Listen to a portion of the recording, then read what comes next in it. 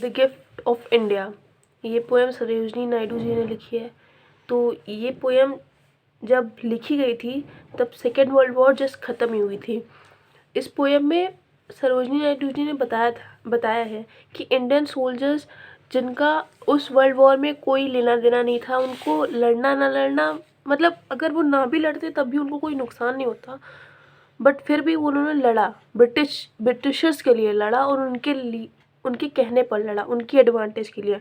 जहाँ पे Indian soldiers की कोई एडवांटेज नहीं थी, उनको कुछ नहीं मिलता अगर वो ना भी लड़ते या फिर लड़ते तब भी।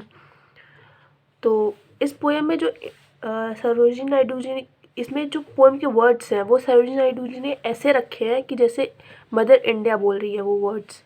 तो स्टार्ट करते हैं पोएम। और इसकी फर्स्ट लाइन बहुत ही इम्प्रेसिव लाइन है, जिसमें सरोजिनी नायडू जी ने पूछा है इंग्लैंड वालों से और भी ब्रिटिशर्स से और पूरे दुनिया से कि क्या कुछ बचा है जो मैंने नहीं दिया, या फिर मतलब मदर इंडिया ने जो आपको नहीं दिया। उन्होंने अच्छे कपड़े दिए, उन्होंने खाना दिया, गोल्ड दिया। जैसे पता ही है हम सबको कि इंडिया में बहुत बड़ी कॉटन इंडस्ट्री है, गोल्ड तो रहता ही है इंडिया पे, सोने की चिड़िया कहा जाता है इंडिया को, और खाना तो यहाँ पे उगता ही रहता है। सो इंडिया ने वर्ल्ड को बहुत कुछ दिया, सब कुछ दिया ऑलमोस्ट। तो यही पूछ रही फर्स्ट लाइन में कि क्या कुछ ऐसा है जो मैंने नहीं दिया। आगे इस पोएम की अगली लाइन है कि क्या कुछ नहीं। आगे पोएम कंटिन्यू करते हैं। तो इस पोएम में सरोजिनी नायडू जी ने बताया है कि जो यहाँ के सोल्जर्स हैं वो ईस्ट भी गए, वेस्ट भी गए, क्योंकि जो इंग्लैंड था वो ईस्ट साइड भी लड़ रहा था और वेस्ट साइड भी लड़ रहा था। तो इंडिया के सोल्जर्स को ईस्ट भी जाना पड़ा था, वेस्ट भी जाना पड़ा था। इंडिया ने इतना सब कुछ दिया, बट जो सबसे ज़्यादा जिस चीज़ का दुख था ना, वो इस बात का था कि उनके सबसे प्रीशियस स्टोन, सबसे प्रीशियस ट्रेज़र जो उनके देशवासी थे, देश के बच्चे थे, जो इंडियन सोल्जर्स थे, वो उनसे ले लिए गए, उनसे छीन लिए गए, और वो भी बिना किसी रीज़न के, बिना किसी फ़ायदे के।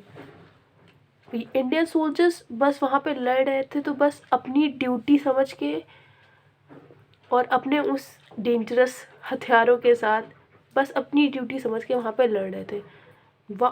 अपने इंडियन सोल्जर्स गए, पर्शिया गए, इजिप्ट गए और बहुत सारी जगह पे गए। सब एक तरीके से एलियन स्पेस ही हुई एक तरीके से, जो जहाँ पे वो नहीं जानते थे किसी को, और वहाँ पे जाके मर गए। वहीं पे उनकी ग्रेव्स सारी वहीं पे हैं। तो जैसे पर्शिया में जो उनकी ग्रेव्स है, जैसे लग रहा है कि एकदम पर्शियन वेव्स कह के डिस्क्राइब किया गया है।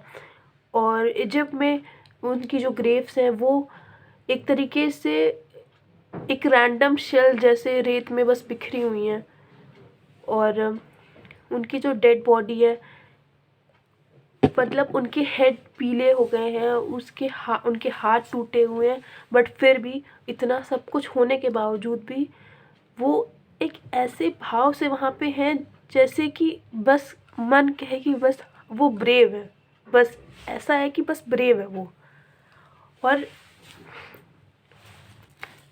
वो वहाँ फूलों जैसे बिखरे हुए हैं, जैसे कि उन्हें किसी ने तोड़ के वहाँ पे फेंक दिया हो। जैसे कि हम लोग कभी फूल पत्ती, हम लोग अभी सड़क पे जाते हैं तो फूल पत्ती किनारे पे रहती है, हम लोग उसे बस ऐसे ही उखाड़ के फेंक देते बिना किसी रीज़न के। उसी तरीके से वो भी वहाँ पे बस टूटे पड़े हैं बिना किसी रीज़न के। और यहाँ इस पोएम में बता रहे हैं कि जो फैल्डर्स है वहाँ पे बहुत ज़्यादा हरी हरी घासें रहती हैं। तो वो जो हरी घासें हैं वो लाल खून में लिपटी हुई हैं एक तरीके से। और यहाँ पे मदर इंडिया पूछ रही है ब्रिटिशर से कि क्या तुम लोग मेरे दुख को, मेरे टीयर्स को मेजर कर सकते हो, मतलब वो वेट को मेजर कर सकते हो जो मैं अपने बच्चों के लिए कर रही हूँ। क्योंकि और यहाँ पे आगे वो पूछ रही हैं कि क्या तुम वो गर्व और वो प्राइड को मेजर कर सकते हो जो मुझे हो रहा है, क्योंकि मेरे बच्चों ने लड़ाई करी किसी स्ट्रेंजर के लिए, किसी बिना किसी रीज़न के। सबसे बड़ी बात तो बिना किसी रीज़न के लड़ाई करी है उन्होंने, और उसमें से बहुतों की जान भी चली गई बिना किसी रीज़न के। और एक तरीके से यहाँ पे बता रहा है कि मदर इंडिया बहुत ज़्यादा सैड भी है, बहुत ज़्यादा दुखी भी है, और बहुत ज़्यादा प्राउड भी फील कर रही है कि उनके जो देश के लोग हैं वो ब्रेव है, जो करेजियस है। यहाँ पे मदर इंडिया को बहुत ज़्यादा प्राउड फील हो रहा है, एक तरीके से सैड ग्लोरियस विजन, जो मतलब उस भाव को अच्छे से एक्सप्रेस कर पा रहा है ये वर्ड। उनको ऐसा लग रहा है कि जो, हाँ, ब्रिटिशर्स जीत तो जाएंगे ऑफ कोर्स, पर वो जो उनका विक्ट्री फ्लैग होगा ना, वो फटा हुआ होगा और उस पर इंडियन के ब्लड स्टेन होंगे। और यहाँ पे मदर इंडिया उनको कह रही है, ब्रिटिशर्स को कह रही है कि जब जब विक्ट्री हो जाएगी, जब वो अपने सोल्जर्स को एक, मतलब जो उनके मरे हुए सोल्जर्स, मतलब जो शहीद सोल्जर्स हैं, उनको जब वो, यहाँ मदर इंडिया कहना चाह रही है कि जैसे आप अपने ब्रिटिश सोल्जर्स को याद करेंगे, उनको श्रद्धांजलि देंगे, वैसे ही मेरे मेरे देश के बच्चों को भी उसी तरीके से श्रद्धांजलि दीजिएगा और याद करिएगा, क्योंकि उन्होंने आपके लिए ये लड़ाई लड़ी थी। जय हिंद। जय हिंद की सेना।